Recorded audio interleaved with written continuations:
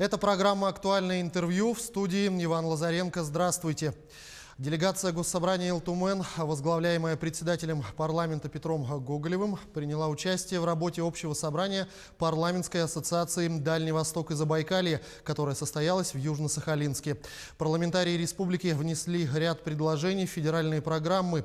О каких именно идет речь, мы сегодня поговорим с председателем Ил-Тумен Петром Гоголевым. Петр Васильевич, здравствуйте. Здравствуйте.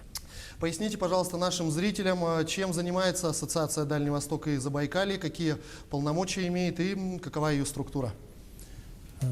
Парламентская ассоциация была создана в апреле 1995 года, то есть это весьма долгий срок для объединения такого масштаба. И за весь период работы ассоциация показала, что это действенный инструмент, актуальная площадка для того, чтобы обсудить вопросы, наболевшие для Дальнего Востока и Забайкалья. В этот раз мы собрались впервые в Южно-Сахалинске. Сахалинская область впервые принимала общее собрание парламентской ассоциации. В нем приняло участие из 10 субъектов Российской Федерации, которые входят в Дальневосточный федеральный округ. К сожалению, представители Республики Бурятия не смогли принять участие. Тем не менее, они направили свои предложения. Мы обсудили более 20 вопросов, и по всем 20 вопросам состоялось очень живое общение.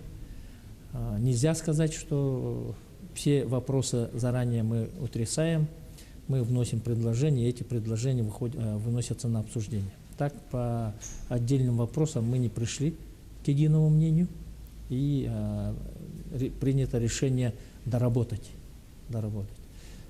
Так что это живое общение, площадка, на которой мы, обсуждая, дискутируя, принимаем решения для обращения на федеральном уровне уже, чтобы проблемы, которые сегодня стоят перед жителями нашего Дальневосточного федерального округа, были решены. Но бывают и вопросы, которые не характерны для всего Дальневосточного федерального округа, а имеют специфику для одного или нескольких субъектов Российской Федерации, которые входят в межпарламентскую ассоциацию. Так, например, Забайкальский край поднимал вопрос участия населения в охране государственной границы Российской Федерации. То есть она не характерна для нас сегодня, поскольку речь идет не о том, что у нас нет государственной границы Российской Федерации, проходящей по совпадающей с границами субъекты, да, Республики Саха-Якутия. Речь идет о том, что отдаленность, значительная отдаленность и отсутствие каких-либо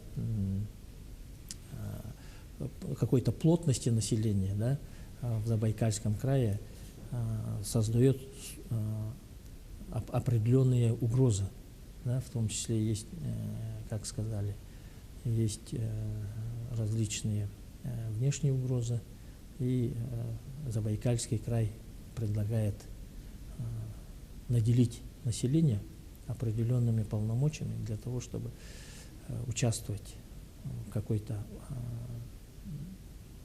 каким-то способом, определенным способом в формате ДНД и так далее в охране государственной границы. Госсобрание Ил-Тумен в ходе работы парламентской ассоциации внесло ряд конкретных предложений. В частности, речь шла о внутрирегиональных авиаперевозках и их субсидировании. О чем идет речь в этом вопросе?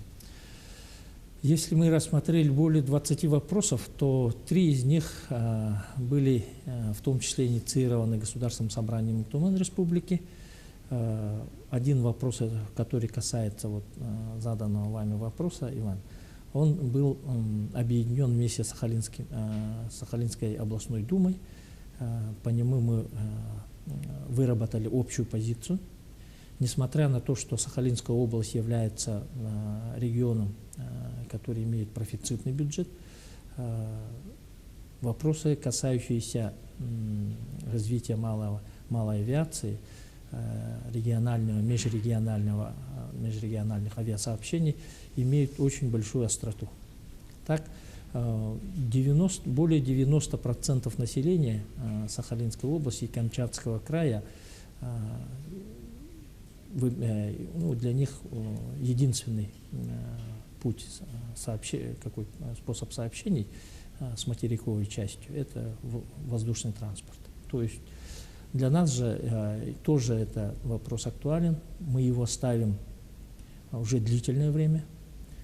Вы знаете, что даже Совет Федерации Федерального собрания России в декабре 2017 года принял постановление о поддержке социально-экономического развития Республики Саха-Якутия. То есть он обратился уже к проблемам, существующим в нашем субъекте Российской Федерации. И там есть порученческий пункт правительству Российской Федерации, обращенный как раз к этому вопросу также. То есть эти вопросы, они у нас имеют системный характер, и последовательно, поступательно мы в этом отношении работаем. Безусловно, есть решения, позитивные движения в этой области. Но так по четырем аэропортам, в том числе город Якутск, вторая очередь, в государственную программу развития транспортных сообщений, да, это федеральная программа ВАШИ-4. Дополнительно поставлен вопрос по итогам как раз вот этого рассмотрения в Совете Федерации вопроса. 14 аэропортов в случае выделения дополнительных средств также стоят 14 наших аэропортов. То есть этот вопрос находится у нас в повестке всегда. Мы в рамках предстоящих в апреле мероприятий, в том числе с участием федеральных органов власти, собираемся обсудить исполнение вот этого поручения. Будет выездное заседание Комитета Совета Федерации Федерального собрания по федеративному устройству региональной политики, местному самоуправлению, делам Севера. И вот как раз они должны посмотреть, как исполняется ход исполнения постановления Совета Федерации от 26 декабря 2017 года. Мы вопрос подняли каким образом? Да? Часть вопросов у нас с другими субъектами он корреспондируется, то есть они актуальны и у нас. Это, например, что касается перелетов с заменой воздушного судна, да, из одного населенного пункта с пересадкой. Там есть требование такое при субсидировании, что пересадка должна быть в другом субъекте Российской Федерации. Таким образом, если наш житель из северных районов перелетает в город Якутск, пересаживается на другое воздушное судно и летит в центральные районы, то субсидирование этот авиабилет не подлежит. То есть мы ставили этот вопрос, что это с учетом расстояний, которые существуют в Республике Саха-Якутия, да, это полетные расстояния, что не учитываются эти особенности. Мы ставили вопросы о том, что субсидирование надо переводить на длительный срок, на трехлетний период заключения договоров, поскольку организации, которые оказывают услуги по перевозке пассажиров, они должны планировать свою деятельность, в том числе маршрутная сеть, она должна быть четко определена, и эта маршрутная сеть должна быть установлена в реестре, и мы говорили о том, что Дальний Восток здесь должен отдельной строкой прописываться, и вот эта сеть маршрутов, долгосрочность, а также мы ставили вопрос по решению проблемы взлета-посадки, да, на 1 тонну рассчитывается он. У нас разница центральной частью Российской Федерации от 10 до 13 раз превышает на 1 тонну. То есть у нас больше 4500 на взлет-посадка. А если взять центральные части, от 300 рублей и выше до 400, да, то есть получается разница огромная. И мы ставим вопрос для удешевления тарифов. Нужно решать и этот вопрос. Ставили вопрос о удорожании ГСМ, авиагсм, чтобы эти вопросы подлежали субсидированию. И надеюсь, что такое консолидированное мнение парламентов Дальневосточного федерального округа будет услышано. Мы обратились к председателю правительства Российской Федерации Дмитрию Анатольевичу Медведеву и будем этот вопрос будировать постоянно, будем запрашивать, на каком уровне решения этого вопроса, как вносятся изменения. И коллеги также поддержали нашу инициативу, хотя это непосредственно не относилось к вопросу субсидирования межрегиональных и региональных перевозок. Речь шла о том, что должны получить поддержку многодетные семьи. Этот вопрос у нас в парламенте уже обсужден.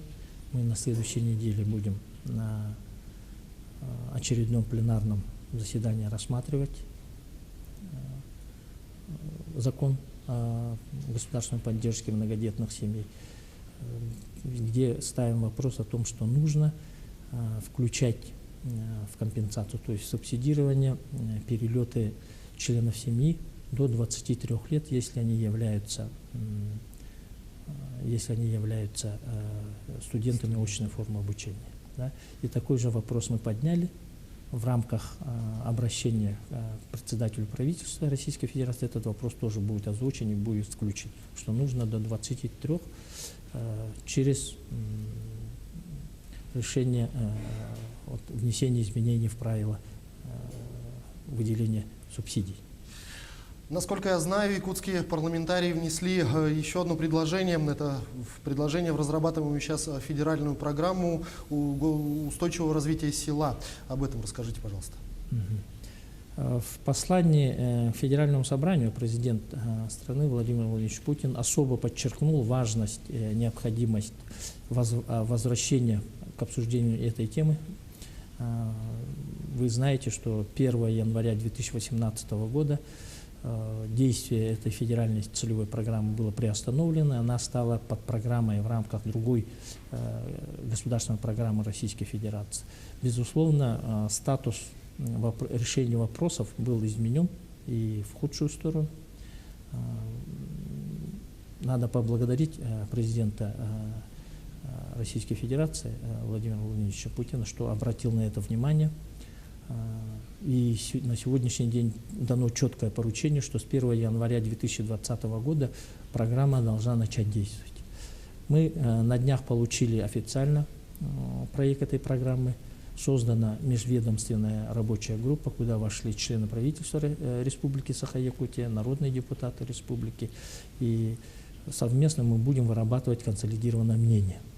Но речь идет о том, что по каким-то направлениям мы должны еще заручиться поддержкой наших коллег из других субъектов Российской Федерации. Руководствуясь этой идеей, мы в Южно-Сахалинске подняли вопрос, коллеги единогласно поддержали и отметили необходимость консолидации в этом направлении.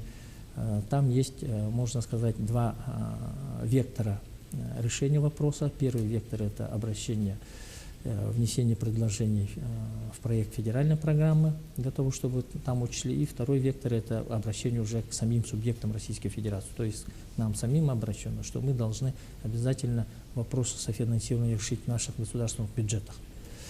Вот. И обратили внимание мы там в основном на те направления, которые раньше отсутствовали в федеральной программе, которая реализовывалась до 1 января 2018 года.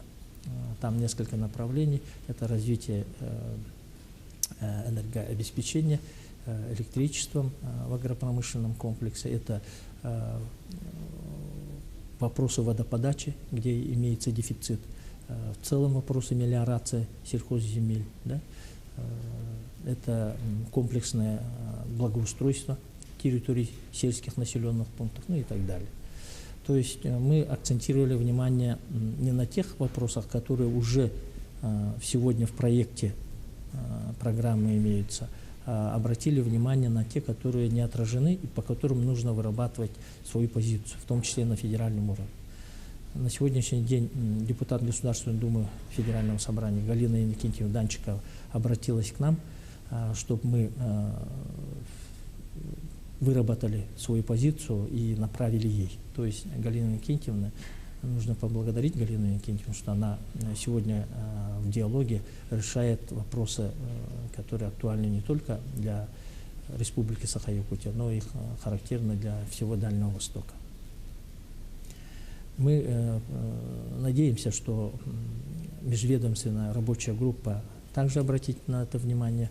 До этого мы проводили в селе Майя заседание Общественно-консультативного совета при председателе Государственного собрания Илтумен, в который вошли большинство наших, многие, то есть влиятельные государственные общественные деятели республики.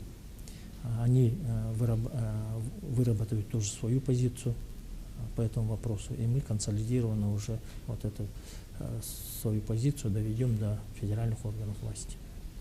Ну и напоследок такой вопрос. Насколько я знаю, лично вы выступили с предложением разработать федеральную программу «Дети Арктики». Что это за программа, чем продиктована необходимость ее и насколько это предложение осуществимо? Так, ну это не, конечно, озвучил я, но это позиция Государственного собрания Илтумен, которая находится сегодня в работе нашего постоянного комитета, профильного комитета, который возглавляет Феодосия Васильевна Габышева. Здесь мы обратили внимание на то, что ранее существовала программа, и она прекратила свое действие в 2002 году, называлась она «Федеральная целевая программа «Дети Севера».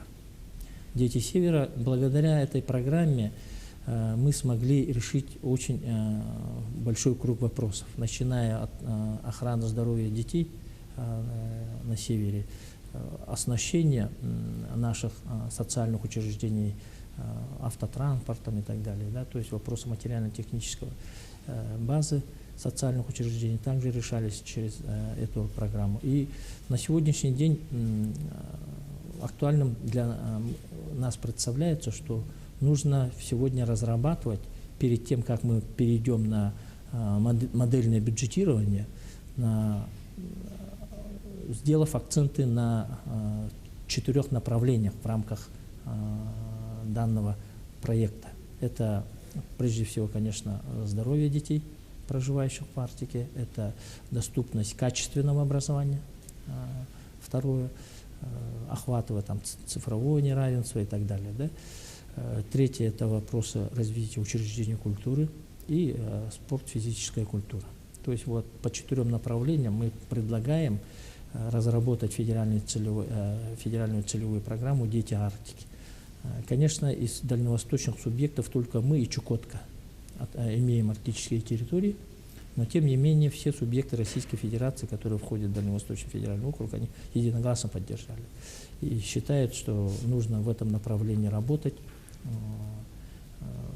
Мы обратились к председателю правительства Российской Федерации, к Дмитрию Анатольевичу Медведеву. Этот же вопрос также будет обсуждаться у нас в апреле в рамках тех мероприятий с федеральным участием, которые планируются. Да? То есть мы этот вопрос тоже планомерно продвигаем и на всех площадках, которые доступны нам, говорим о них и будем участвовать при принятии решения в разработке этой программы. Актуальность разработки такой программы и действия его, она бесспорна, потому что еще в состоянии с перинатального периода дети, проживающие в Арктике, уже на них начинается воздействие негативных факторов. Мы сегодня отмечаем определенное негативное воздействие на морфофункциональное развитие наших детей. Да? И все это вопросы, они требуют того, чтобы федеральный центр обратил на это внимание и принял соответствующее решение. Петр Васильевич, большое спасибо, что нашли время и ответили на наши вопросы. Я желаю вам успехов в работе. Это была программа «Актуальное интервью». У нас в студии был председатель Государственного собрания Илтумен Республики Саха-Якутия Петр Гоголев. До встречи в эфире и оставайтесь на Якутия-24.